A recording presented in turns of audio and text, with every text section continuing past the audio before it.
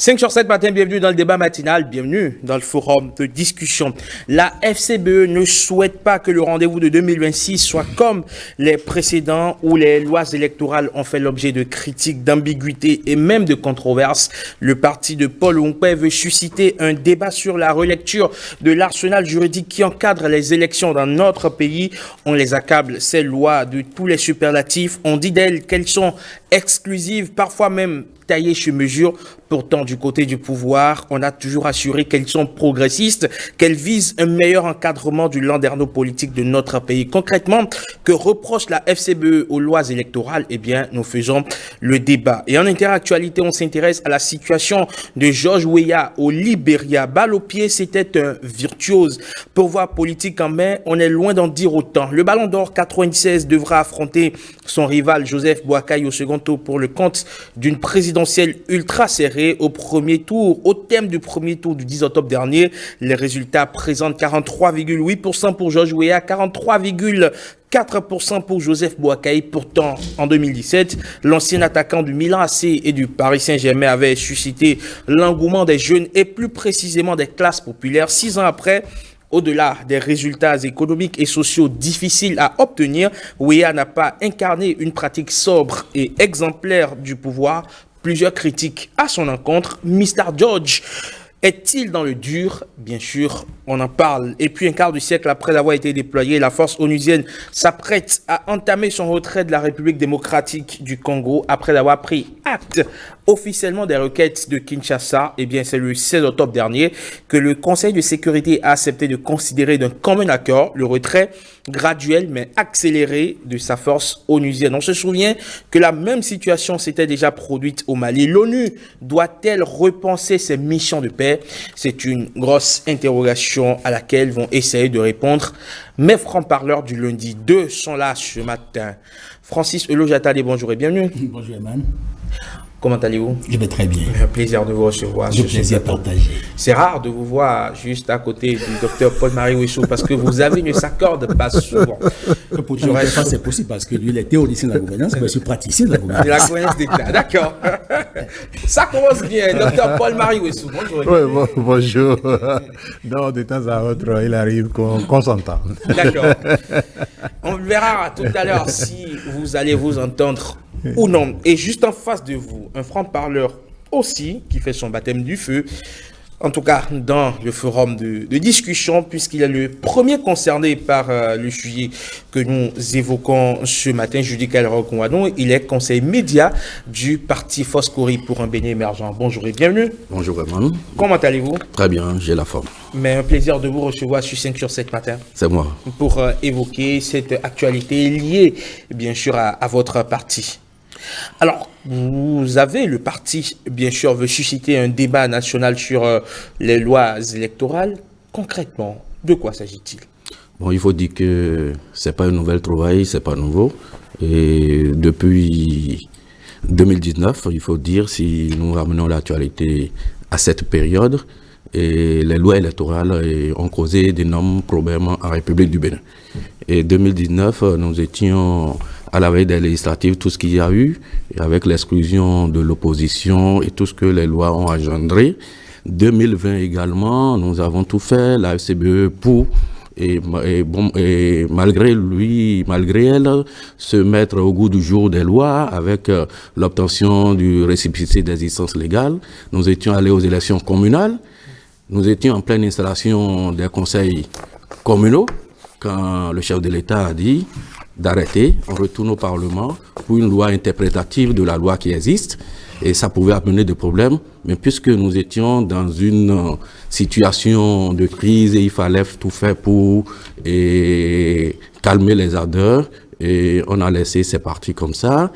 En 2021 également, les lois, ce qu'elles ont engendré, et Damri Kiamadougou qui est toujours en prison, et 2023, et nous avons vu ce qui s'est passé à la veille des élections législatives, où des partis ont été obligés de recourir à la Cour constitutionnelle, qui a donc les lois, depuis quelque temps, ont causé problème en République du Bénin. 2026 étant une période de grandes élections, 3 élections, c'est les années c'est l'année électorale, pour l'aborder, parce que nous estimons que le pays serait pas en tension, comme on le dit, mais les esprits seraient d'une manière ou d'une autre surchauffés.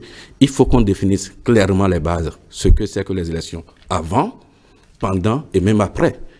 Parce qu'après les législatives, nous avons vu ce qui s'est passé, où la Sénat parlait de caducité, de documents et tout. Qu'est-ce qui peut être réellement les recours? Qu'est-ce qui peut être réellement les lois, le dépôt des dossiers? Qu'est-ce que le comportement à avoir pendant le scrutin? Il faut que les acteurs politiques, on s'asseye, qu'on définisse clairement les bases pour que tout le monde aille au même pied d'égalité. Il ne faudrait pas que, parce que notre pays a besoin de la paix. Très bien. Alors, Dr Paul-Marie Ouessou, est-ce que c'est un discours que vous entendez, le discours donc, du parti FCBE? Ben écoutez, moi, ça, c'est un discours qui me surprend. La FCBE a supposé ou penser que les lois, à un moment donné, les lois qu'elle recrimine aujourd'hui étaient bonnes. Correct. Et aller aux élections. Malgré que les autres disaient que non, fallait qu'on revoie les lois. Et donc, moi, je ne sais pas, vous voyez, pour moi, c'est simplement, je m'excuse de parler comme ça, parce que... oui, c'est parce que j'ai comme l'impression que, en fait, la FCBE veut trouver un espace pour exister sur le plan politique désormais. Vous pensez que ce sont les dernières tentatives je veux dire, ils sont en train de trembler comme le diable dans un bénitier? Ben écoutez, je ne dirai pas mieux que vous. Je ne dirai pas mieux que vous parce que, vous voyez, moi j'avais déjà dit que la FCBE a été utilisée pour jouer un rôle à une époque de notre histoire politique. Et ce rôle est terminé. Donc, la FCBE, je crois que c'est un parti du passé. C'est fini? Non, c'est fini. Électoralement, c'est fini. Parce que, vous voyez, regardez ce qui se profile à l'horizon. Aujourd'hui, nous avons une certaine... le parti, les démocrates, qui commence à éclaircir l'horizon de leurs propres problèmes internes. Et donc, on entend que la mouvance éclaircisse aussi ces horizons. Et donc, je ne vois pas dans cet espace quel rôle va jouer. Et ça, je le dis franchement. Je le dis franchement, je ne vois pas quel rôle va jouer la FCBE, si ce n'est justement de saisir des occasions comme ça et de se faire une présence médiatique. J'ai lu quelque part que Paul Humpé, le président de le secrétaire général, voilà, le secrétaire exécutif national, est allé rencontrer Louis Lafonu dans le cadre de cette démarche pour revoir les lois. Et moi, j'ai été surpris. Parce que la première personne à voir, ce n'est pas Louis Lafonu, si tant est que la FCBE est de l'opposition. La première personne à voir, c'est le chef de file de l'opposition. Et de discuter avec le chef de file de l'opposition, de s'entendre sur quelle démarche collective on peut avoir pour aller vers la révision des lois. Vous savez que les démocrates aussi ont introduit à l'Assemblée nationale des lois sur la révision des lois électorales. Alors, est-ce que la FCBE va faire une démarche à elle, les démocrates vont faire une démarche à eux, ça va aboutir à quoi? Et dire que, bon, il faut aller discuter avec, je sais pas, le président de l'Assemblée nationale pour... Moi, je crois que la FCBE simplement a envie d'exister dans ce qui profile à l'horizon et qui va être un combat de titans. Hein. C'est un combat de titans en 2026 que nous allons avoir. Et donc, elle a envie d'exister et bon, on lui concède cela. D'accord. Alors, Francis Eloge Attadé, quelle lecture faites-vous de la démarche donc, de la Force Corique pour un Bénin émergent? Je voudrais dire que, contrairement au docteur Paul-Marie Ouessou, que en fait la FCBE n'a pas envie d'exister. La FCBE est créée et certainement a vocation à conquérir, à exercer le pouvoir. Mais en chemin, elle peut rencontrer des difficultés. Évidemment, c'est le cas que nous vivons. Maintenant, il se fait évidemment qu'il y a des réalités. Les lois sont les lois, en guillemets, parce que les lois ont des exigences, c'est des tests. Et ces lois sont intervenues dans le cadre d'une réforme. C'est-à-dire qu'il ne faut pas décontextualiser, en fait, cette réforme, parce qu'il y a des textes qui ont été votés, c'est-à-dire la charte des partis politiques et le code électoral qui ont acté, évidemment, le système partisan. Et vous avez compris qu'à un moment donné, il y a eu une pièce fondamentale qui a été introduite, qui a été évoquée, et qui est apparue comme une chicane, c'est-à-dire le certificat de conformité. Ça a créé évidemment beaucoup de crises dans l'espace politique. De toute façon, les lois peut-être n'ont pas été mieux internalisées, ou il n'y a pas eu une pédagogie qui ait pu accompagner les lois, en fait, l'administration des lois, pour que les gens puissent mieux internaliser et que les acteurs commencent par changer. Puisque l'idéal, c'était qu'on fasse en sorte qu'on puisse assainir le paysage politique et que nous puissions, évidemment, compte tenu des nombreuses années passées dans l'expérimentation de la démocratie, que nous puissions maintenant avoir des acteurs majeurs. Curieusement, c'est que les élections de 2019, de 2020, de 2021, et même celles récentes de janvier 2023, du 8 janvier 2023, sont plus ou moins émaillées de crises. Et ces crises, en fait, sont liées pour la plupart aux difficultés d'application des lois. Les lois sont bonnes, mais dans l'application, ces lois posent problème. C'est en cela qu'il faut quand même qu'au niveau des chapelles des partis politiques, des débats sérieux, démocratiques se mènent. Des séminaires se tiennent, soient organisés pour que les acteurs soient mieux outillés par rapport aux lois. Parce que les lois électorales, comme elles posent problème, mais vous voyez déjà quelles sont les chicanes, quels sont les problèmes. Il faut poser le diagnostic et peut-être envisager des thérapies et susciter un dialogue. Ce dialogue est possible. Évidemment, bien évidemment, quand on interroge l'histoire du dialogue au Bénin, c'est souvent difficile que les acteurs qui sont au pouvoir acceptent le dialogue. Bounigaï, elle ne l'a pas accepté. Ça a été difficile. Et Talon moins, parce qu'en lieu et place des assises nationales, on a eu un dialogue politique en 2019. Or, l'idéal serait qu'on ait un dialogue national pour que plusieurs acteurs interviennent afin que les questions de la nation soient posées sur la table et que nous puissions envisager ensemble des solutions. Donc, la question, par exemple, des lois électorales, c'est une question importante. Nous allons vers les élections générales de 2026. C'est un tournant politique important. Et il faut voir le fichier. Il faut aussi auditer le fichier électoral. Puisque hier, c'était Koslepi qui gérait la liste électorale. Mais depuis un moment, cette liste est devenue, en fait, est confiée à une agence qui, curieusement, est sous tutelle. De la présidence de la République. Bon, maintenant, cette agence a fait, qu'on le veuille ou non, un travail de qualité, mais il y a eu quelques reproches, quelques recommandations qui ont été formulées. Dans ce cadre, il est normal qu'avant les élections de 2026, que nous puissions auditer le fichier électoral, qu'on puisse relire les lois électorales pour que le consensus se dégage autour de ces lois. Ce sont ces lois qui sont les instruments qui vont permettre d'aller aux consultations électorales. Et enfin, il faut faire en sorte que le paysage politique soit pacifié. Aujourd'hui, avec l'avènement d'un acteur majeur dans le camp de l'opposition, il est normal que les différents acteurs qui sont dans l'opposition puissent commencer par discuter des questions essentielles touchant à la vie politique nationale pour que nous puissions éviter ce que nous avions vécu par le passé.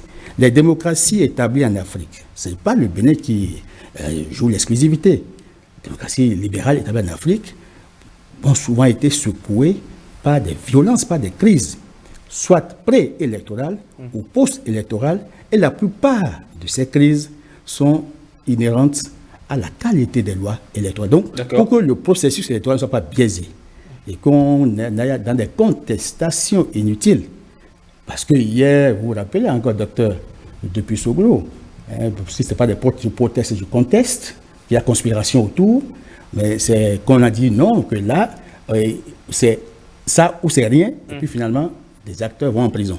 Il faut que nous puissions fermer les portes des prisons et que nous puissions discuter en acteurs majeurs pour montrer que notre démocratie a grandi en maturité et que le Bénin demeure le laboratoire que nous avions célébré. D'accord, très bien. Alors, Roch Ouanou, que répondez-vous justement à une opinion fortement répandue, portée par la voix ce matin du docteur Paul-Marie Wessou, qui estime que la FCBE aujourd'hui est un animal abattu qui tente désespérément d'exister dans la jungle politique aujourd'hui? Non, je ne pense pas que c'est une opinion fortement répandue.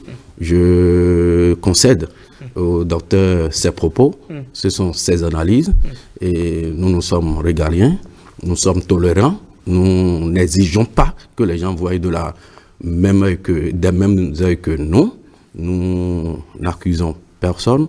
Cependant, je voudrais repréciser, signifier au docteur que la FCBE existe. La FCBE a joué un rôle majeur, la FCBE continue de jouer un rôle majeur. Vous savez, en 2019, le Bénin était au bord de la crise. S'il n'y avait pas eu cette décision de la FCBE de faire contre mauvaise fortune, bon cœur, d'accepter les lois, l'objectif, nous n'avons jamais, contrairement à ce que le docteur a dit, nous n'avons jamais applaudi les réformes. Sortez-moi une preuve où la FCBE dit que les réformes étaient bonnes. Sortez-moi une preuve où la FCBE dit que les lois étaient bonnes. La FCBE dit nous sommes dans une situation de crise. Il fallait, d'une manière ou d'une autre, sauver l'héritage bénin, sauver la paix. Nous allons chercher le document, qui n'est pas un document forcément approprié. Nous allons aux élections. Le peuple que nous allons essayer de convaincre, si le peuple accède, dès que nous prenons, nous maintenant à notre tour le pouvoir, nous allons revoir ces lois, mettre à table pour donner la même chance à tous les citoyens de ce pays. C'est ce que nous avons dit. Nous n'avons jamais, contrairement à ce que le docteur vient de dire, applaudi. Autrement, nous aurions déjà rejoint la mouvance. Nous n'avons joué aucun rôle pour personne. Nous avons joué un rôle pour notre pays, pour sauver le Bénin, pour sauver la paix au Bénin. C'est de cela qu'il s'agit. Il ne s'agit pas d'avoir quel rôle, pour qui? Pour le Bénin. Nous sommes des acteurs politiques. Ce sont les acteurs politiques et pas des moindres qui étaient FCBE, qui venaient de gérer le pouvoir pendant 10 ans. Des anciens ministres, des anciens députés, des anciens directeurs de cabinet, des anciens directeurs de société qui ont géré le Bénin pendant 10 ans. Il ne faut pas maintenant, juste après nous, dire qu'il faut que ça soit le déluge. Et c'est ce que nous avons essayé de faire. En 2019, après le récépissé, nous l'avons expliqué. Et quand nous avons participé au dialogue, et quand on a compris que des choses ont été tournées, nous avons donné une conférence de presse pour dire que ce n'était pas forcément l'esprit du dialogue. Nous n'avons jamais cessé de donner de la voix. Ce que nous avons banni de notre stratégie, c'est la violence. Nous l'avons dit. Et plus tard, d'autres nous ont rejoints. Aujourd'hui, tout le monde s'accorde à dire qu'il ne faut pas mettre le Bénin à feu et à sang. Et c'est pourquoi nous alertons d'ores et déjà pour dire là où nous allons, il faut définir clairement les bases, il faut toiletter les lois.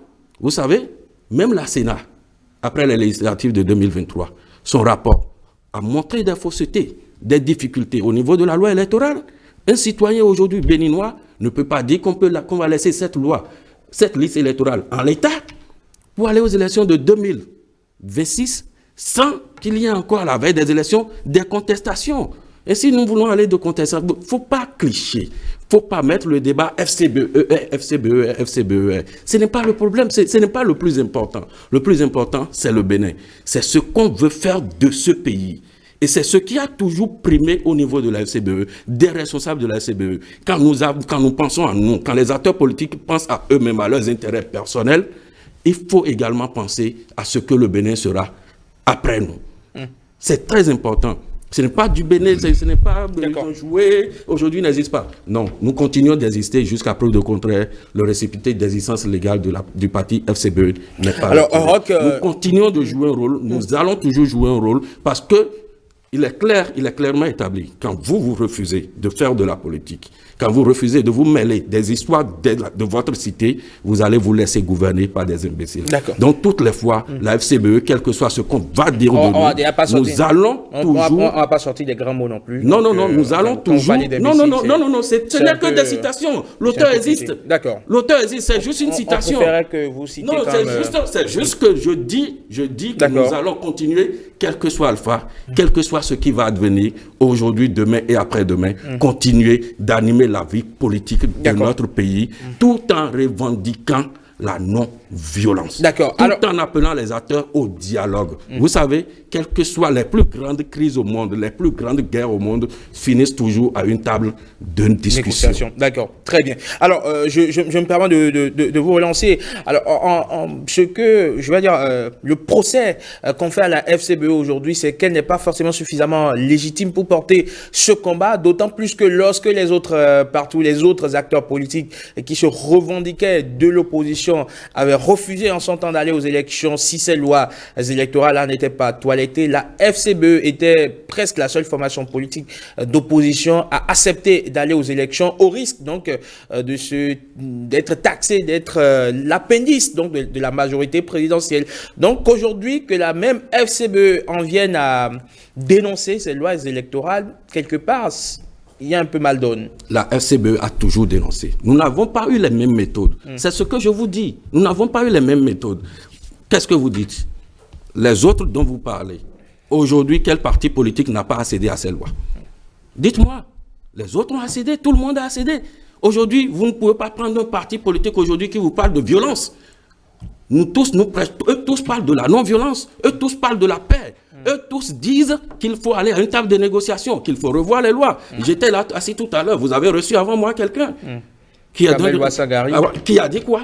Qu'il faut revoir les lois électorales et qu'il faut que si le président Patrice Talon veut être porté en triomphe, qu'on s'asseye, qu'on discute autour des lois électorales, que tout le monde critique des articles qui sont appelés chrysogènes. Il a parlé également de la liste électorale. Qu'est-ce que nous disons? Qu'est-ce que les autres disent? C'est la même chose. Quelle légitimité? La légitimité, c'est d'abord d'exister légalement. C'est la seule base de la légitimité. De la légalité. De la légalité et de la légitimité. Vous voulez quoi? La légitimité tient quand même de l'ancrage. De l'ancrage politique. Vous savez, aujourd'hui, vous allez aux élections, vous êtes performant. Demain, vous pouvez être moins performant. L'avenir est là pour vous réserver des surprises. L'essentiel, c'est de travailler. Et de travailler sérieusement. L'essentiel, c'est de ne pas se fourvoyer. L'essentiel, c'est de ne pas se tromper. Il ne faut pas tromper les Béninois. Parce que dès lors que vous trompez le peuple, un jour, le peuple se rencontre et le peuple dit peur. D'accord, très bien. Docteur Paul-Marie Wessou. Oui, bon, j'ai comme l'impression que mon ami Roch, il prend le mot exister au premier sens. Il faut revenir à terre. Quand nous parlons d'exister, un parti politique existe d'abord par son influence dans l'électorat. Nous existons. Donc, j'espère que je peux parler sans être interrompu. Vous avez vu que j'ai gardé tout le calme pour que vous parliez. Allez-y. Les échanges, docteur, vous savez, les échanges par ici se font toujours dans le calme, dans la convivialité. Oui, parfois, ça absolument, mais il faut rappeler ça de temps à autre, parce que moi, j'ai pas interrompu. Je pense qu'il a compris. Je souhaite ne pas t'interrompre. Alors, vous savez, je vous ai écouté religieusement d'ailleurs. Vous avez fait tout le procès de la FCBE, je vous ai écouté. Je riais même parfois. Je fais aucun procès de la FCBE. Ah, d'accord, là, écoutez, moi, je suis un analyste. Comme moi, je suis un observateur. Comme moi également. Oui, si vous l'êtes, alors vous observerez la même chose que moi. Non, pas la même chose. Vous avez observé ce que vous avez... pas la même chose. On va s'écouter. Déjà, le premier principe... Le premier principe, si vous permettez... C'est pour cela que j'ai tout de suite dit qu'il faut vraiment qu'on se respecte dans la prise de parole. Quand vous avez la parole, je ne vous interromps pas. Donc ne m'interrompez pas. Docteur Wessou, est-ce que vous permettez? Oui. Roch, est-ce que vous permettez également? Toujours. D'accord. Dans l'arène de 5 sur 7 matin, dans le forum de discussion, on a autour de la table des francs-parleurs. Mais des francs-parleurs qui apprennent aussi à s'écouter. Et donc, on va permettre à ce que le docteur puisse mener sa réflexion. Bon, voilà. Donc, moi, j'ai fait le procès d'aucun parti. Chaque fois que je viens ici, je critique tout le monde. Je critique le gouvernement. Je critique tout le monde. Moi, si vous ne suivez pas cette émission, eh bien, écoutez, prenez l'habitude de suivre. Désormais, vous verrez, donc, je n'ai rien contre la FCBE, mais moi, je suis ma recherche, ça porte sur la gouvernance d'État. Et les partis politiques, pour moi, c'est un objet de recherche au quotidien. Et je vous le jure, moi j'ai observé la FCBE. Dites-moi, d'ailleurs, je vous permets de m'interrompre et de me répondre. Quelle vision porte la FCBE? En dehors d'aller faire la loi, de dire on n'a qu'à revoir les lois, quelle vision porte la FCBE attendez que je finisse de poser ma question. Quelle vision porte la FCBE pour le Bénin? Si on donne le pouvoir d'État à la FCBE aujourd'hui, quel Bénin nous aurons demain? Un très bon pays. Vous savez, c'est vrai, vous êtes mis dans la poursuite du journaliste, c'est vous qui posez les questions, je vous réponds. La FCBE a une idéologie. Et je voudrais demander au docteur, puisque vous traiter des partis, votre recherche porte sur les partis politiques, je voudrais vous conseiller d'aller vers nous. Parce que loin, vous ne pouvez pas nous connaître. Vous aurez peut-être tout ce que M. Rue dit. Vous allez interpréter d'âme rumeur. Allez vers nous, venez vers nous, demandez à nous connaître, à savoir qui nous sommes. Parce que là, ce sont des jugements de valeur. La FCBE a une idéologie. Nous sommes de la social-démocratie. Ça, déjà, c'est notre vie. Ça, tout part de là. Si vous ne nous connaissez pas, vous allez toujours nous faire des procès sans nous connaître. Venez vers nous, notre siège affiche, je le sais. Vous avez des contacts, des responsables, ce n'est pas perdu, tout le monde nous connaît. Cherchez à nous connaître. Et là, après, vous allez dire, oui, vous défendez ceci, mais je vois cela. Parce que vous voyez, quand vous traitez, vous discutez, vous travaillez sur les partis politiques et que c'est sur le plateau, vous nous demandez notre vision, c'est-à-dire vous n'avez pas appris à nous connaître. Je voudrais vraiment, sincèrement vous demander de nous connaître. Je vous invite, nos portes sont totalement ouvertes pour vous. Venez à tout moment. Et nous allons discuter. Nous ne vous disons pas forcément de nous épouser. Nous ne vous disons pas forcément de nous suivre. Mais vous aurez le temps d'avoir une autre vision sur nous. Parce qu'en réalité, c'est ceux qui ne nous approchent pas, ceux qui ne prennent même pas la peine de nous écouter, ou ceux qui nous écoutent a priori avec des préjugés, qui tiennent des discours que nous avons parfois l'habitude d'écouter. Mais dès lors que les gens prennent le temps de nous écouter, d'appréhender, de se débarrasser de tous a priori, et de savoir que le Bénin n'est pas pour les uns et non pour les autres, mais de savoir que nous sommes tous fils de ce pays, malades, fous ou bien portants, nous allons d'une manière ou d'une autre contribuer à l'édification de notre nation. Est-ce que je peux reprendre la parole? Totalement, docteur. D'accord. Vous avez vu, 3 minutes durant, vous avez parlé. Si vous regardez la bande après, essayez de voir le minutage. 3 minutes durant, vous avez parlé. Vous n'avez pas dit ce que le Bénin de demain avec vous sera. Vous avez simplement dit on va pas non plus cristalliser, on va pas cristalliser le plateau, on va pas cristalliser le plateau. Alors, on va pas cristalliser, messieurs, on va pas cristalliser. Vous m'avez même posé des questions, monsieur, docteur Wessou, docteur Wessou. Non, écoutez, bon, déjà, j'ai l'impression que l'exercice, c'est ça le problème. Alors, vous permettez, docteur, est-ce que vous permettez? Est-ce que vous permettez? Déjà, on va regarder un certain nombre de choses. Au niveau de la régie, on m'informe que vous faites un peu de bruit en tapant sur la table. Donc, au niveau du son, ce n'est pas vraiment très correct. Donc, on va déjà essayer de ne pas taper sur la table pour permettre aux téléspectateurs qui nous suivent, qui ont pris l'habitude donc de suivre 5 sur 7 matin, bien évidemment de pouvoir comprendre le message que nous sommes en train de véhiculer ce matin. Et on va faire en sorte aussi que les discussions ne soient pas cristallisées autour de 2 personnes, parce qu'il y a une troisième voix qui est sur le plateau et qui s'appelle donc Francis Eloche Attadé, même si il n'est pas vraiment dans le monde, comme on le dit, il va quand même essayer de suivre la cadence. Docteur, on va permettre d'y aller. Vous allez pouvoir l'écouter. Les discussions vont se passer dans la fraternité, dans le calme et la convivialité. On va s'écouter. C'est surtout ça le plus important. On va s'écouter. Nous y sommes. Écoutez, nous sommes sur la télévision nationale. Je suis à Tchoumi aujourd'hui. Je n'ai pas accès à FCBE.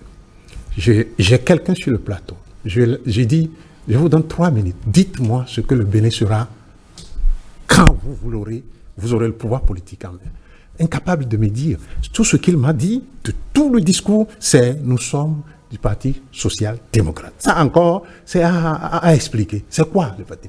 C'est quoi l'idéologie du Parti social-démocrate? Vous voyez, le problème avec nous autres, c'est que je n'ai pas besoin de venir à vous pour vous connaître. C'est ce que vous faites. Un parti politique, c'est ce qu'il fait sur l'échiquier national, au jour le jour, qui permet de savoir ce qu'il est, de savoir comment j'adhère à ce parti et pourquoi je n'adhère pas à ce parti. Et quand vous avez l'opportunité, messieurs, je vous conseille quelque chose. 3 minutes, on vous dit, dites ce que le Bénin sera avec vous, si vous avez le pouvoir. Et ne pas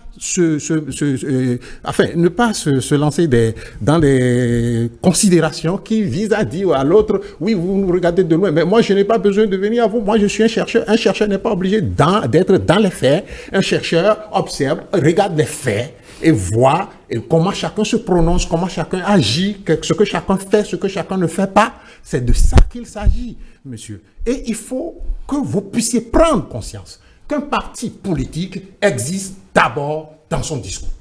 Et votre discours, il y a quelques mois ou quelques années, on va dire, votre discours, le discours d'aujourd'hui est exactement l'opposé du discours d'il y a quelques mois. Ce que vous demandiez qu'on aille voir les bandes ou pas, les Béninois sont témoins et tout le monde a vu. Et moi, je vous le dis sincèrement, la FCBE cherche à exister. Et si la FCBE veut exister, la première des choses, c'est d'abord que la FCBE commence à définir aux Béninois le Bénin d'aujourd'hui, c'est-à-dire toutes les réformes mises en place par le président Talon, tout ce qui est fait, etc., conduit à quel type de Bénin? Que la FCBE nous décrive ça clairement en tant que parti politique. Et nous disent maintenant, nous autres, quand nous viendrons, nous prendrons le Bénin et nous l'amènerons de ce côté. C'est ça qui fait un parti politique. Ce n'est pas aller rencontrer chaque acteur du parti qui fera que nous connaîtrons les partis politiques. Et moi, je vous le dis sincèrement, il faut que vous preniez conscience de cela. Sinon, vous allez être dans le discours et vous allez voir, comme je le dis, saisir des occasions comme celle-ci. Moi, je voudrais bien apprécier le discours très pacifique de mon ami Francis pour dire que oui, il faut qu'on dialogue. Écoutez, ce qui s'est passé au Bénin jusqu'ici, moi je le dis, il y a un seul acteur et un seul camp. S'il décide que tout sera comme je ne veux pas dire avant où tout était dans le désordre, mais qu'il n'y ait pas de violence dans les élections, ça se passera sans problème. Et c'est pour cela que moi, j'ai toujours défendu la ligne qu'on n'a pas besoin d'assises nationales, on n'a pas besoin de dialogue national. On a besoin simplement que chacun de nous entre en soi, regarde notre hymne national, ensuite regarde notre devise nationale et se dise fraternité, justice, travail. Si chacun de nous travaille à la fraternité au quotidien, mon cher ami, il n'y aura pas de violence électorale. Si chacun de nous travaille à la justice au quotidien, il n'y aura pas. Et donc, les partis politiques doivent se charger de faire de sorte que ces éléments de notre culture nationale, fraternité, justice, travail, se traduisent dans les faits au quotidien. C'est de ça qu'il s'agit. Ce n'est pas organiser des séminaires. Les séminaires, c'est parce qu'il y a de l'argent. S'il n'y a pas de l'argent, on ne fera pas de séminaires. Mais c'est que chacun prenne conscience. C'est de la conscience qu'il s'agit. Et pour prendre conscience, le travail des partis politiques, c'est de tous les jours de se mettre dans les médias et de nous donner la mesure de là où nous en sommes par rapport à la fraternité, là où nous en sommes par rapport à la justice, là où nous en sommes par rapport au travail. C'est de ça qu'il s'agit. Et moi, je vous aime beaucoup, mais je voudrais vous conseiller, si vous voulez vraiment que moi, je vous explique comment vous pouvez fonctionner comme parti politique pour que ça porte le Bénin vers la paix, vers la prospérité, eh bien, invitez-moi, je vous le ferai. Très bien. Allez, Francis Eloge Atalier, est-ce qu'il faut nécessairement retoucher aux lois électorales aujourd'hui, avant 2026? Est-ce que ça doit être une priorité? Est-ce que ça doit être une urgence? Avant de répondre à votre question, vous me permettrez de dire que j'avais craint que le duo de se transforme en un duel. Et vous avez pu arbitrer, heureusement. Docteur, je crois que moi j'ai eu une petite expérience avec les partis politiques, puisque j'ai été, entre-temps, rapporteur de la plateforme des forces démocratiques pour les élections crédibles et transparentes au Bénin en 2014, au moment où nous étions au cœur de la crise. Et c'était Bouniaï qui était au pouvoir, et il y avait tout le gratin politique qui était contre lui. On a créé une plateforme parce qu'il y avait des exigences à l'époque. Nous sortions d'une élection chaos de 2011 avec une LEPI qui était contestée. Mais la LEPI, en fait, c'est la loi, c'est la liste électorale. Et cette liste, il faut chaque fois lutter pour que le consensus se dégage autour de ces listes. Vous avez compris que, en fait, les données qualité en matière politique sont difficiles. Elles ne sont pas facilement accessibles. Quand on finit une réunion, c'est ce qu'on veut vous servir qu'on vous sert. À des moments donnés, on demande à la presse de quitter la salle. Et les acteurs décident. Donc, il est difficile d'apprécier le fonctionnement d'un parti politique à distance. Et c'est quand on veut vraiment vous servir les vraies informations qu'on vous sert les informations. Parce qu'en fait, l'information, c'est un élément de pouvoir.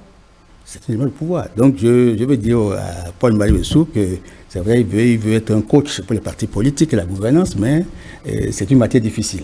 Bon, ceci étant, nous avions des petits problèmes au Bénin, parce que je me rappelle qu'au moment où le chef de l'État avait pris l'engagement de réformer le pilote politique, c'est parce qu'il avait fait poser un diagnostic. Il y avait la création des partis politiques, il y avait le mal transhumant, il y avait cette affaire de fondateur-bailleur. Donc, c'est mon parti, c'est lui qui a l'argent, c'est lui qui finance, donc par conséquent, c'est lui qui positionne. Donc, il fallait corriger. C'est tard. Pour que nous puissions promouvoir les meilleures mœurs. En chemin, on a dit non, mais considérablement, les partis ont quand même des missions. C'est-à-dire concourir au suffrage, former les citoyens à la responsabilité, faire le relais entre les populations et les pouvoirs publics. C'est assez clair. Maintenant, l'État dit, pour éviter l'effet corrosif de l'argent sur la politique, moi-même, j'amène le financement public. Donc, pour que ce soit transparent, je veux bien ce financement, mais il y a des critères d'éligibilité. L'État a assaini. Il y a des partis aujourd'hui qui disent que les critères d'éligibilité là ne sont en leur défaveur. Vous avez suivi Moël Bénin, vous avez suivi d'autres partis qui estiment qu'ils sont lésés. Ils auraient aimé avoir droit à ça. Et il faut peut-être convoquer une séance pour qu'on puisse travailler à cela, pour voir dans quelles conditions, pour que le consensus général se dégage autour des lois électorales et des critères, puisque c'est la politique qui détermine l'économie. Et si les acteurs politiques ne sont pas suffisamment engagés, c'est qu'il y a des problèmes. La démocratie, que vous me voyez, c'est une bonne recette. Mais elle a une cadence. Et elle a quand même une orientation et des lois. Donc, quel que soit tout ce qu'on dira, vous avez vu, on dit, mais liberté, état de droit, et puis bonne gouvernance. Mais comment faire pour que nous puissions réunir cette triade pour que, in fine, on puisse dire que nous avions fonctionné en respectant les impératifs de bonne gouvernance. Les lois électorales sont contestées, ce n'est pas aujourd'hui, de tout temps. Absolument. Parce que ces lois régissent en fait une matière, les élections. Or, les élections rentrent dans le cadre du fonctionnement démocratique. Chez nous en Afrique, pour la plupart des pays de démocratie libérale, c'est les élections organisées à bonne date et l'alternance qui sont les mamelles nourricières en fait de nos démocraties. Mais ce sont les lois électorales qui permettent d'aller à de bonnes élections. La qualité de l'élection dépend évidemment des lois électorales. S'il n'y a pas contestation, en amont, il faut déjà que les acteurs s'entendent sur un minimum, c'est-à-dire le fichier électoral, les lois électorales et les acteurs qui doivent animer les instances en charge des élections. Parce que, évidemment, vous voyez qu'il y a des partis qui disent qu'ils n'ont pas de représentants, par exemple, à la Sénat, ils n'en ont pas à l'ANIP, et que, bon, dans l'architecture institutionnelle, c'est la Cour constitutionnelle qui habite en dernier lieu. À la Cour constitutionnelle, ils n'ont même pas leurs représentants. Je vais citer les démocrates.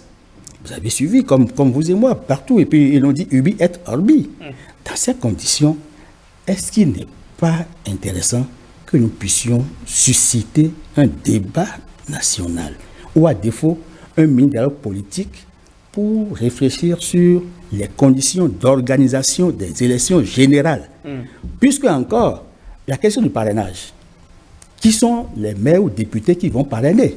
Ce n'est pas encore clair. Les dates électorales, est-ce que c'est clairement défini? Donc, il y a quelques petits détails sur lesquels il faut forcément revenir.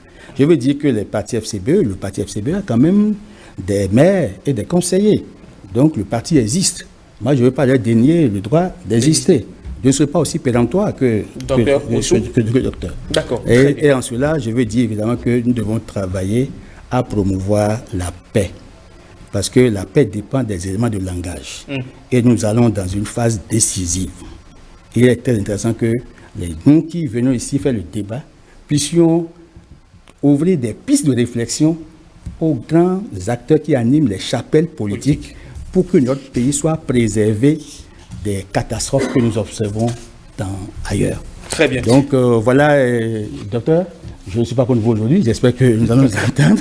D'accord. Allez, Judicaël Roch Rouanou, quelle démarche, ou du moins quelle est la méthodologie, d'accord, que vous mettez en place aujourd'hui pour atteindre votre objectif, qui est justement de parvenir à susciter ce vrai débat national autour de ces lois électorales? Quel est votre modus operandi, j'ai envie de dire? Vous savez, dans quelques jours, nous allons sortir des propositions concrètes. Et c'est pourquoi nous étions nous-mêmes d'abord à l'école des lois. Nous connaissons, mais nous avons invité des experts, des praticiens de droit pour nous dire leur lecture des lois. Et si nous étions allés voir le président Blavono, ce n'est pas pour lui dire, écoute, change la loi. Il n'en a même pas les prérogatives. C'était aussi une démarche pour savoir, parce que c'est eux qui ont voté, pour discuter avec lui de l'esprit des lois, parce que nous n'étions pas à l'Assemblée nationale. Il fallait connaître certaines choses. Les motivations. Les motivations. Nous avons discuté avec la Sénat. Nous allons discuter avec d'autres personnes. Et parce que pour aller maintenant avec les frères partis politiques, il faut quand même avoir de la matière pour soutenir les discussions. Il y a toute une démarche qui est en cours. Dans les jours à venir, vous allez savoir. Je voudrais rappeler au docteur, tout à l'heure, quand il a posé sa question, j'ai dit, le Bénin sera meilleur. Je l'ai dit très vite, pour ne pas perdre le temps sur l'essentiel que nous sommes venus dire sur ce plateau. Mais quand il a repris la parole, il dit incapable de me répondre. Docteur, c'est un peu trop... Non, écoutez, oui, c'est nécessaire. Nous avons, vous savez, ce sont les propos que nous sortons qui produisent des effets que nous, forcément, nous ne voulons peut-être pas. J'ai répondu au docteur, je suis fair play. Nous sommes fair play et je vois le docteur aussi, il est fair play. Il est dans son élément. Dans son élément, c'est les partis politiques et quand c'est votre élément, ça, vous y attachez du prix. Je suis d'accord. Et quand je dis au docteur, vous devez... je vous conseillerais, parce que je prends ces conseils en compte, de venir aussi vers nous. Je pense que ce n'est pas à balayer du revers de la main. Parce que vous savez, on peut avoir une autre posture, mais à l'interne, c'est autre chose que nous sommes. J'ai suivi qu'il a dit, il y a d'autres débats, mais il faut, c'est nécessaire, pour moi, c'est important. Allez vers nous, vous allez nous connaître et désormais, vous parlerez mieux de nous. D'accord. Tant que nous ne devons pas alimenter les clivages. Absolument. C'est important. Travaillons à la paix. Allez, lui, il travaille depuis à la paix. Il est au service web donc de l'Office de radiodiffusion et télévision du Bénin, même s'il est venu discrètement sur le plateau. Ce n'est pas grave. L'essentiel, c'est le contenu de son message ce matin. Bonjour Stanislas Soussane. Bonjour. Eman Rodrigue Amenga, bonjour à tous. Comment allez-vous? Très bien. Mais un plaisir de vous avoir sur 5 sur 7 matin. Un plaisir partagé. Pour nous relayer les avis des internautes, on va redécouvrir en images la question du jour que nous avons adressée à nos amis internautes pour qu'ils puissent eux aussi participer au débat matinal, au forum de discussion qui porte donc sur bien évidemment cette proposition, cette initiative du parti Foscori pour un Bénin émergent afin d'aller à une relecture des lois. On va redécouvrir en image comment peut-on, selon vous, faire en sorte que les lois électorales dans notre pays ne souffrent à l'avenir d'aucune controverse ou ambiguïté. Est-ce que le débat était houleux, mon cher Stan, sur les réseaux sociaux comme il a été sur le plateau? Bien sûr, c'est la même tendance. Oui, nos amis ont été nombreux à réagir à la question du jour. Certains d'entre eux estiment que les lois électorales ne souffrent d'aucune ambiguïté. C'est juste un jeu politique, pensent ces derniers. Pour d'autres, si ambiguïté il y en a, que le législateur fasse une relecture objective. Et c'est ce que nous allons voir à travers les différents avis que vous avez relayés pour nous. Absolument. Nous retrouvons Ahmed Le Défi à Gossou qui estime que depuis une soixantaine d'années, les lois électorales n'ont souffert d'aucune controverse ou d'ambiguïté. Au contraire, ce sont les dirigeants qui bouleversent les lois électorales lorsqu'ils pensent les corriger. Alors, pour tout éviter, laissez les lois électorales telles qu'elles sont depuis notre accession à l'indépendance. Pour Jean Kokouzounon, tout pays démocratique souhaite avoir une élection libre, transparente et ouverte. Cela suppose des lois sans controverse et sans ambiguïté. Dans le cas où l'application de ces lois pose problème sur le terrain, les partis politiques, qu'ils soient de la mouvance ou de l'opposition, doivent accepter de s'asseoir autour d'une table pour trouver un consensus afin de rendre les lois applicables et sans ambiguïté. Agathe Aga à Signamen qui écrit « Bonjour, l'équipe de 5-7 matin veut prévenir les controverses et assure « Je pense que ceux en charge de voter les lois, nos députés donc, devraient faire des efforts en mettant de côté leurs intérêts personnels et partisans pour pouvoir étudier objectivement les propositions de loi qui leur parviennent. Les points, les virgules, les conjonctions de coordination ou de subordination, etc. doivent être étudiés car il y a bien une différence fatale entre laisser, virgule, pas tuer et laisser, pas, virgule, tuer. Bonne journée à vous. Freddy Mesmin Awansou semble avoir une lecture différente de l'arène politique au Bénin. Il affirme, selon moi, les lois électorales n'ont aucun problème. Oui, le reste, c'est un jeu politicien. Mettez l'opposition d'aujourd'hui à la place de la mouvance, elle ne dira jamais que c'est mauvais cette loi. quand la mouvance va se retrouver à la place de l'opposition, elle tiendra le même discours que cette opposition d'aujourd'hui. En tout cas, selon Kwadairo Ibrahim, il va falloir que les députés fassent une relecture de ces lois afin d'essayer de corriger les détails qui peuvent constituer un blocage ou une remise en question dans les jours à venir. Essayer en sorte que cela ne soit pas en faveur d'un camp pour pénaliser l'autre. Une chose est certaine, semble nous confier notre ami la légende du siècle. Il faut juste que nos institutions fassent preuve de leur indépendance et que chacun joue son rôle. Sinon, on aura toujours tendance à croire que les trois pouvoirs sont sous le contrôle de l'exécutif. Merci beaucoup à vous, mon cher Stanislas Soussalingbon. On se retrouve très prochainement par ici sur 5 sur 7 matin pour continuer toujours par relayer les avis des internautes. Merci également, Roch Judicaël Ouanou, d'être passé sur le forum de discussion de 5 sur 7 matin. Merci, Eman. J'espère que vous avez aimé les échanges. Très fructueux pour moi et je voudrais remercier mes vis-à-vis, le docteur et M. Taï. Et je voudrais vraiment être des vôtres très prochainement pour que nous puissions continuer de pas parler d'autre chose. Absolument. Donc, vous prendrez bien volontiers un billet retour. Forcément. C'est intéressant d'être dans l'arène de 5 sur 7 matin. C'est nécessaire d'animer la vie politique et le débat national.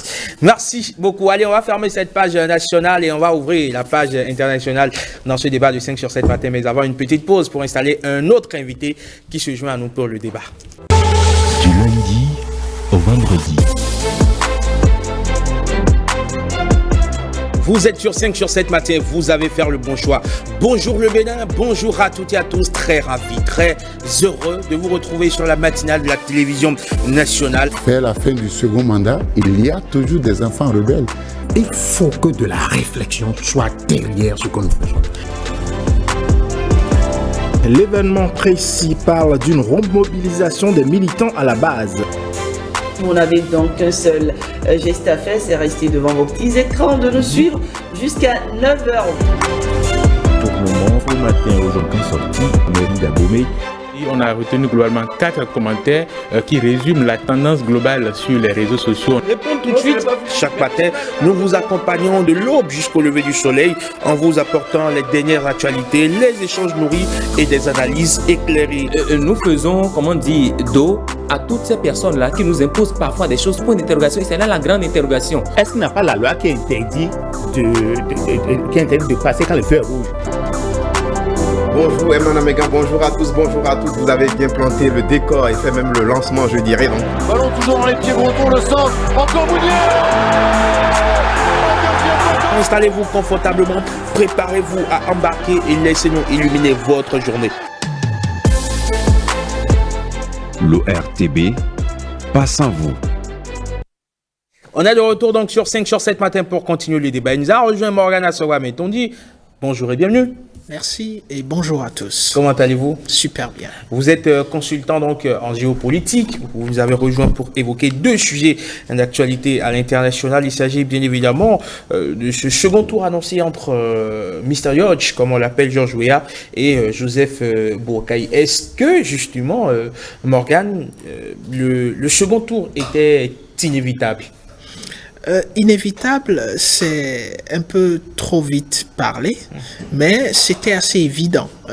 Pourquoi? Parce que lorsque vous regardez la gouvernance de George Weah, c'est pas une gouvernance qui s'est passée sans suffisamment de critiques, surtout sur l'aspect économique de la chose et sur l'aspect participation des citoyens à cette grande façon de gérer et à la répartition des richesses. Donc cet aspect de la question, compte tenu du niveau de pauvreté qu'on espérait quand même éloigner de ce pays-là au quotidien, on se rend compte qu'il y a des critiques suffisamment porteurs pour remettre en cause la gestion de George Weah et donc donner l'opportunité à tout autre challenger de prendre la gestion de la chose publique. Le problème, c'est que ce challenger que nous avons aujourd'hui est un challenger qui n'est pas aussi nouveau que cela. Alors qu'on sait que dans de pareilles circonstances, le peuple est souvent à la recherche de ce sang neuf-là qui viendra avec une nouvelle offre ou une nouvelle opportunité de gestion gestion à qui on pourrait faire confiance, même si on ne sait pas forcément ce qu'il en sera. D'accord.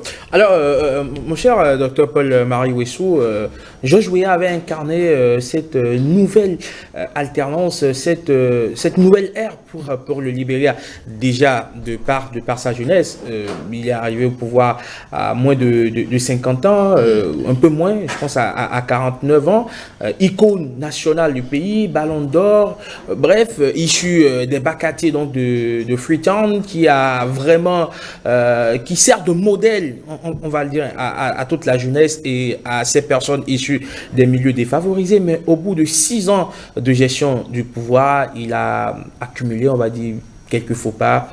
En 2022, par exemple, il a passé 48 jours hors de son pays pour aller assister son fils qui jouait la Coupe du Monde avec l'équipe des États-Unis. Et ce sont justement de petits faits qui ont du mal à passer aujourd'hui au Libéria. Est-ce que Georges Weah a perdu un peu de sa cote? Est-ce que, dans sa présentation, vous avez oublié de dire qu'il est allé faire Harvard University. Après son premier échec avec Ellen Johnson Sirleaf, il est allé faire Harvard. Donc ça, vous comprenez maintenant que ce n'est pas je suis allé aux plus grandes écoles du monde qui fait de vous un bon président. Et puis, vous voyez, son mandat a été jalonné par beaucoup de choses. Vous vous rappelez ces serpents qui se sont retrouvés sur sa table, sur son bureau. Et pendant une semaine, il a vidé le bureau dans le temps. Et ce que moi, je voudrais dire, c'est que, en fait, est-ce que Georges Weah cherchait le pouvoir d'État pour transformer le Libéria, ou voulait aussi devenir président? C'est ça toute la question. Et quand vous faites le point, vous voyez, aujourd'hui, c'est juste 0,4 qui sépare les deux pour aller au deuxième tour. 0,4. Alors que, justement, Boakai était le vice-président de Ellen Johnson. Pendant 12 ans. Pendant 12 ans. Et donc, vous voyez, ce qui se passe, c'est que Georges Weah n'a pas pris toute la mesure de ce que c'est être président de la République, malgré qu'il soit passé par Harvard et tout ça là. Et il pense, vous voyez là, il y a quelques réalisations, on peut dire, les terrains des complexes de jeux sportifs qui ont été construits, et comme on l'appelle, on a supprimé les frais de scolarité pour les étudiants et autres, des trucs comme ça. Tout ça, c'est une bonne chose, mais tout ça ne fait pas fonctionner un pays pour que tout le monde se sente à l'aise. Et c'est ça toute la problématique des gens qui prennent le pouvoir en Afrique. Et le pire de tout cela pour moi, c'est que l'élection présidentielle a été émaillée de violence.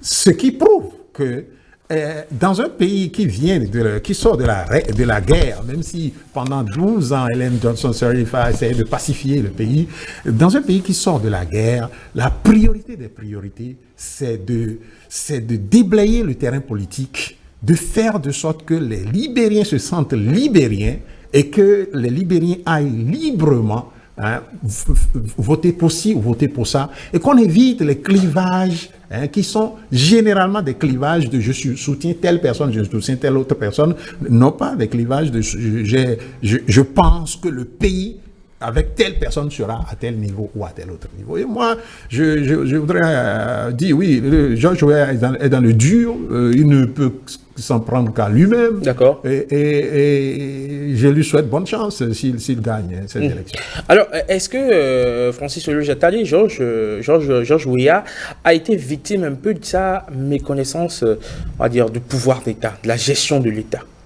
Oh, c'est pas méconnaissance, il y a ce qu'on appelle la réalité du pouvoir. Quand vous venez au pouvoir, vous êtes parfois animé de bonnes intentions, mais après, quand vous venez, vous découvrez la réalité du pouvoir. Je crois qu'il a découvert la réalité du pouvoir. Vous savez qu'il est venu au pouvoir après 2 tentatives infructueuses. Donc, quand il a eu le pouvoir, je crois qu'il y a une ONG qui a fait une première évaluation en 2022, je crois. Et sur les 292 promesses qu'il a faites, il n'y a que 24 qui a eu, en fait, une suite favorable. Par conséquent, ça fait 8% environ de taux de satisfaction. Vous comprenez que la population, forcément, est restée sur sa soif. Mieux que ça, il a promis de lutter contre la corruption et d'aller au développement. Sur ces 2 chantiers, il a quasiment échoué. à la lutte contre la corruption. Vous savez évidemment que même les États-Unis, à un moment donné, le Trésor américain a sommé des proches de Weah, y compris son décès. Il a limogé des proches, mais il n'a pas engagé des poursuites. Donc ça a laissé dans l'opinion un peu comme si le chef d'État était complice de tout ce qui se passait. Donc la question de la lutte contre la corruption n'a pas connu une suite favorable. Il n'a pas pu satisfaire les attentes des populations libériennes. Et sur le chantier de développement, le taux de pauvreté n'a pas été amélioré. Et c'est ce que Morgan vient de souligner. Donc dans ce cas, vous comprenez que les indicateurs d'évaluation ne sont pas en sa faveur. Et son opposant, enfin celui qui est opposant à lui, qui fut vice-président sous Ellen Johnson Sirleaf, de 2006 à 2018, je crois que lors des campagnes précédentes, je crois qu'il avait réuni près de 38%. Donc c'est pas un opposant comme, et cette fois-ci, c'est très serré, comme l'a souligné Dr Paul Maluessou. Ça veut dire évidemment que l'opposant, en fait, je parlais de M. Boakai, sa cote est restée quasiment la même. Par contre, il y a une baisse parce que Weah, quand il venait au pouvoir, il avait près de 60%. Il a dépassé de 9 points. Ah, mais oui, si. Alors, vous comprenez que dans ces conditions, il y a un petit problème. Et est-ce qu'un deuxième tour était dans le casting? Forcément. Parce qu'on se disait que la gouvernance de Weah n'a pas satisfait et par conséquent c'était un échec et qu'il fallait envisager, selon les Libériens, parce que les analystes qui ont fait des travaux concernant la gouvernance du président Weah ont estimé que non, il fallait aller à une nouvelle option, qu'il fallait promouvoir une autre gouvernance, que cette gouvernance a donné ses limites. Or, le chef de l'État libérien, je crois que s'il a pu connaître cette chute, c'est parce qu'il a perdu un ancien soutien. Je parle du prince, un ancien guerrier, chef de guerre, Johnson, mais qui est allé du côté de Boakai. Vous comprenez, dans ces conditions, mais il faut prier pour que le second tour soit un jeu clair et que tout se pacifie, parce qu'il y a quelques indices de violence. Il ne faut pas que nous connaissions, parce que ce pays sort de nombreuses années de guerre civile où ils ont perdu, je crois de 1989 à presque 2003, ils ont eu près de 250 000 morts et ils ont connu encore la fièvre Ebola en fait. Entre 2014-2016, ils ont perdu près de 4800 personnes. Donc c'est des populations éprouvées. Il faut faire en sorte que cette population soit à l'abri d'autres catastrophes pour que le Libéria puisse être pacifié. D'accord. Alors, Morgan Assowa-Metondi, est-ce qu'aujourd'hui, il est envisageable que George Weah, que la présidence ou, je veux dire, le second mandat puisse échapper à George Weah, quand on sait que les populations, justement, avaient fait le pari de la nouveauté en misant sur George Weah face à un Joseph Boakai qui, aujourd'hui, à 79 ans, incarnait quelque part la vieille classe? Est-ce qu'aujourd'hui, les frustrations accumulées par les populations vont faire en sorte qu'elles aillent à un vote sanction contre George Weah et refaire confiance à l'ancienne, à la vieille marmite, qui finalement ne fait pas une si mauvaise chose que ça? C'est important de poser cette question, mais la réponse est aussi assez évidente. Parce qu'aujourd'hui, lorsque vous regardez l'écart qui existe entre les deux acteurs, j'ai bien envie de dire, dans un contexte géopolitique tel qu'on le connaît, que la différence ne viendra pas forcément des Libériens sur le terrain. Il y a la capacité d'accompagnement qui est nécessaire et la gestion économique et sociale de Weah n'est pas une gestion qui aurait pu forcément être différente, même s'il y avait quelqu'un d'autre, surtout lorsqu'on tient compte de l'ambiance économique globale et de la situation géopolitique globale, que ce soit Ebola, que ce soit Covid, que ce soit ce qui se passe comme conflit ailleurs et qui a des répercussions de façon géoéconomique un peu partout, c'est des choses, des contingences qui amènent le leadership à être éprouvé.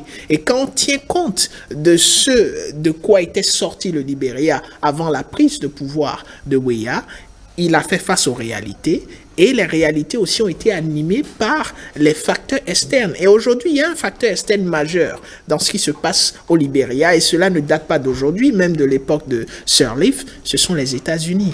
Et le rapport États-Unis, Libéria et choix de leadership, il y a un rapport qui se fait en background, qu'on ne voit pas forcément dans tout ce qui est officiel, tout ce qui est animation de la vie politique officielle au Libéria. Et si on tient compte de cet aspect, il est difficile de voir une sorte de décrédibilisation de Weah et que le pouvoir puisse lui échapper comme cela. Ce qui est clair, c'est que même au second tour, l'écart sera assez serré. Mais les facteurs les plus importants seront aujourd'hui, pour le second tour, les facteurs externes, beaucoup plus que les facteurs internes qui montrent déjà au premier tour ce qu'il en est.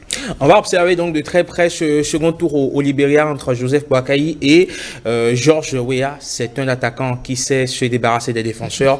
Passement de jambes et puis but. On verra si cette fois-ci ça va suffire pour aller chercher un second mandat. Et on en vient à présent justement à cette actualité liée à la République démocratique du Congo. Dr Paul Bariwesou, la MONUSCO, c'est terminé. On sait que les Nations Unies, vous les aimez pas forcément beaucoup. On sait que tout ce qui tourne autour voilà, de tout ceci, c'est pas forcément votre tasse de thé. Les missions de paix, on a déjà vu, c'est le Mali qui a rejeté ces missions de paix aujourd'hui. C'est le tour de la République démocratique du Congo de dénoncer donc la MONUSCO. La MONUSCO va devoir plier bagage. On l'a vu également en Centrafrique. Qu'est-ce qui se passe finalement avec les missions de maintien de paix de l'ONU? Oui, parce que les missions de maintien de paix de l'ONU ne sont pas adaptées à la situation des États. Vous savez, quand vous prenez... il y a un classement qui se fait. Failed states et les states qui ne sont pas failed. Les États qui ont échoué et les États qui n'ont pas échoué. Et on les classe chaque année. Et si vous prenez ces États, vous verrez dedans le Mali, vous verrez dedans la République de la Centrafrique, vous verrez bien sûr la RDC, vous verrez tous ces pays-là qui aujourd'hui rejettent la MONUSCO, c'est ça je crois. Vous voyez, le problème avec ces institutions, c'est que l'ONU n'a pas pour vocation de venir pour aider les États à rétablir leur autorité sur toute l'étendue du territoire national. Ce que l'ONU fait, c'est de venir s'interposer entre des forces. Mais c'est cette même organisation, l'ONU, qui sort des rapports pour nous dire que la RDC est pillée par le Rwanda. C'est la même organisation qui sort le rapport. Alors, quand vous interposez, pour dire, vous voulez vous interposer pour faire la paix entre des belligérants, encore que l'un est l'État, et que vous dépensez, les Maliens ont dit, près du milliard de dollars chaque année, pour entretenir des troupes que vous avez sur le territoire. Et que ça ne donne aucun résultat. Et chaque année, les mêmes États sont classés failed state. Vous voulez que les autres fassent quoi? Qu'ils disent, oui, bon, c'est leur sort, et qu'ils disent, l'ONU, vous êtes, sans mentir, si votre ramage se rapporte à votre plumage, vous êtes la plus belle organisation de ce monde. Non, ça ne se passe pas comme ça. Chaque individu aspire, vous-même qui êtes là, vous aspirez au bien-être. Et chaque État, chaque pays aspire au bien-être. L'ONU, à la date d'aujourd'hui, est un obstacle pour le bien-être des États en Afrique. Vous pensez, c'est votre avis, Francis Attali? Moi, je le pense sincèrement. Non, je m'adressais à Francis Attali. Oui, bien sûr, mais il fallait quand même que je conclue mes propos. D'accord, allez-y. Parce que là, c'est parti flamme, quoi. Mais s'il n'y avait pas meilleure conclusion, dire que l'ONU est un obstacle, alors, franchement, c'est un avis tranché. Alors, Francis. Francis, est-ce que vous pensez que l'ONU est un obstacle donc, à la paix, à la stabilité dans la région d'Afrique? Non, pas à la paix, à la stabilité, mais à ce que les États sortent de cette catégorie de failed state. D'un engrenage assez négatif. Ouais. Allez-y. Là, je crois que je vais reprendre ma casquette d'historien pour dire que là, c'est un braquage contre l'histoire, parce que l'ONU est créé pour le maintien de la paix et la sécurité, pour voir la sécurité collective. Et quand il y a crise, quand il y a des foyers de tension, l'ONU lève en fait les soldats de paix, les casques bleus. Et c'est des forces d'interposition, certes, mais qui sont aussi des forces de stabilisation. Donc on ne peut pas dire du coup que l'ONU n'est pas utile. Il n'y a que des réalités internes, endogènes, à certaines contrées, font qu'il n'y a pas l'attelage efficient, la cohérence qu'on a fait souhaiter entre les forces onusiennes et les forces nationales dans le cadre de la lutte contre le terrorisme ou le banditisme ou autre charbandage.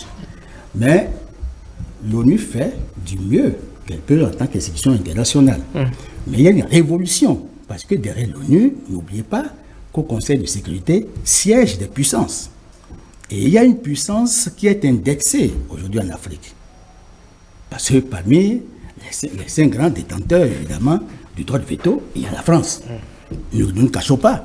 Et vous voyez que partout où on chasse les missions onusiennes, c'est que d'abord, on a d'abord chassé les Français en premier, et puis on chasse les missions onusiennes. C'est un pied de nez à la France. Ben je constate que d'accord. Il ne faut pas qu'on fasse la langue de bois, il faut qu'on dise la vérité. Oui, mais Eman, très rapidement, le mot braquage, je n'ai pas compris ça. C'est-à-dire que... Vous tordez un peu le cou à l'histoire, en fait. Non, ça veut dire qu'il ne comprend pas l'histoire. D'accord. On va pas ouvrir l'histoire, parce qu'on va pas... On risque de ne pas s'en sortir. Je suis historien, je fais de Non, l'histoire. ce qu'on n'est pas, c'est l'argument qu'on avance qui est important. Ce qu'on n'est pas, c'est l'argument qu'on avance. C'est une parenthèse ouverte et fermée. Non, écoutez. C'est une parenthèse ouverte et fermée. Écoutez, non, il faut que quand même ça s'explique, parce que ce qu'il dit là, si moi j'ai fait du braquage, je ne sais pas si ce que lui fait au-delà du braquage là, je ne sais pas le mot qu'on utilise. D'accord. Sincèrement, non, il faut qu'on l'explique, parce que ce qu'il dit, c'est ceci.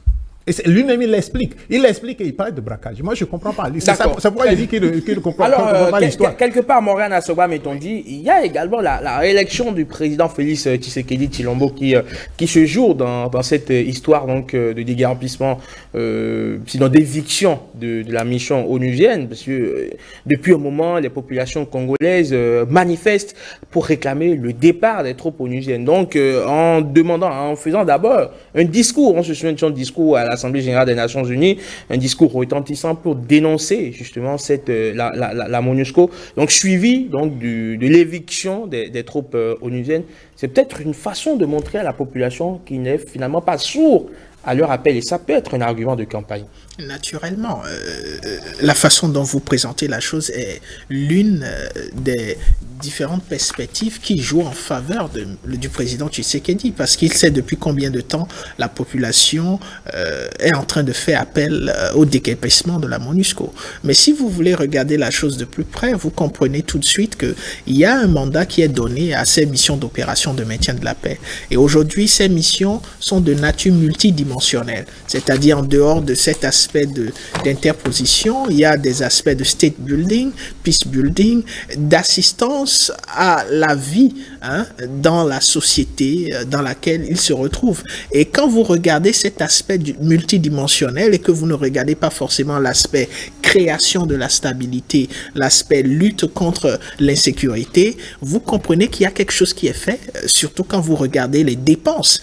La question qu'on devrait se poser, où va ce milliard? Et quand vous commencez à suivre et tracer ce milliard, vous voyez que le milliard va beaucoup plus dans d'autres aspects de la vie sociale dans ces pays-là. Mais c'est justement la mauvaise conception ou la mauvaise perception qu'on a du mandat de l'ONU qui fait qu'on demande un peu partout que ces missions d'opération de maintien de la paix s'en aillent, parce qu'on estime qu'elles viennent pour un travail qui n'est pas le travail qui est une priorité dans ces pays-là. Et ça, c'est largement compréhensible. Aujourd'hui, la priorité en RDC, c'est quoi? C'est mettre fin au pillage en griffe, même s'il y a des rapports qui l'établissent, à l'instabilité politique qui règne depuis la veille des indépendances en RDC. Et ce n'est pas... Mais comment on fait sans... la MONUSCO vient pour cette mission, justement. Non, justement, c'est ça le truc. La MONUSCO ne vient pas pour cette mission. La MONUSCO vient pour assister à ce qu'il n'y ait pas exagération, escalation de la déstabilisation et surtout pour faire en sorte que les populations ne soient pas délaissées parce que lorsqu'il y a une déstabilisation, il y a une instabilité politique, les gouvernements ont du mal à suffisamment s'outiller financièrement et logistiquement pour subvenir aux besoins des populations qui se retrouvent dans ces zones-là.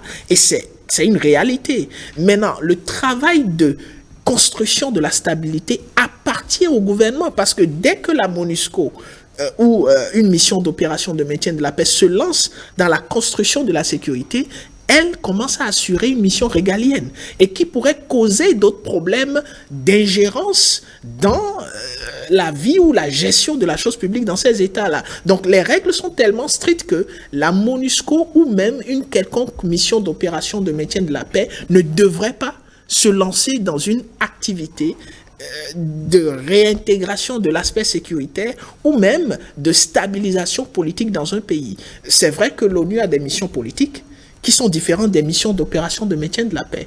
Et les missions politiques même de l'ONU ne sont pas des missions qui s'érigent en institutions politiques dans les pays, mais ils viennent accompagnés par des processus de médiation lorsqu'il y a des groupes qui sont en train de s'affronter. Et dans le cas de la MONUSCO, l'une des choses qui sont reprochées à la communauté internationale et par ricochet à l'ONU, c'est qu'on met des embargos sur l'accès à des armes qui sont apparemment nécessaires pour les forces régaliennes dans leur lutte contre les forces, les groupes armés, exactement, comme le M23 et tout le reste, qui utilisent des armes apparemment de pointe. Donc il y a ce problème-là et bien d'autres aspects de la question qui ne sont pas forcément liés tout directement au mandat de ces institutions de maintien de la paix. Très bien. On en sait davantage. C'est terminé. Oui, ça peut être terminé, mais pardon, il faut quand même qu'on puisse s'y dire un mot. Il a parlé de state building. State building, c'est toute la question. Vous voyez, il a parlé de puissance. C'est pourquoi j'ai dit, mais je ne sais pas de quoi il parle, quoi.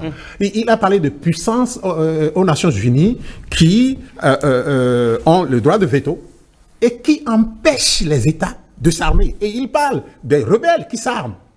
Et on sait d'où les armes viennent et qui donnent. Elles viennent d'où les armes? Écoutez, lisez les rapports de l'ONU. Je parle de l'ONU même, les rapports de D'accord. Mais écoutez, il n'y a pas M24 en RDC, M23 pardon, en RDC sans le Rwanda. D'accord. Donc, écoutez, il y a des, c'est-à-dire en fait, l'institution s'installe dans une contradiction. Et est-ce qu'on veut renforcer l'État dans son state building, ou bien on ne peut pas le faire non plus sans et empêcher l'État de s'acheter des armes pour pouvoir assurer sa sécurité. Donc voilà, quand on veut parler de ces institutions, c'est des choses très complexes et il faut pas en parler en étant, il faut pas survoler, et puis en les caressant parce que ils dépensent tellement d'argent qu'ils peuvent sauver les Rwandais, enfin les Congolais sans que on ne soit obligé d'amener des missions, je ne sais de quelle nature là. Un franc-parleur. Dr Paul Mariwessou, merci d'être passé sur 5 sur 7 matin. Merci. Merci Francis Olujatade. Merci. Merci également à vous Morgane Assagwa-Metondi. Au plaisir de vous retrouver très prochainement par ici. Encore deux derniers rendez-vous, les sports de Bled à Danko juste après la revue de presse de Marcela Rossi. À tout de suite.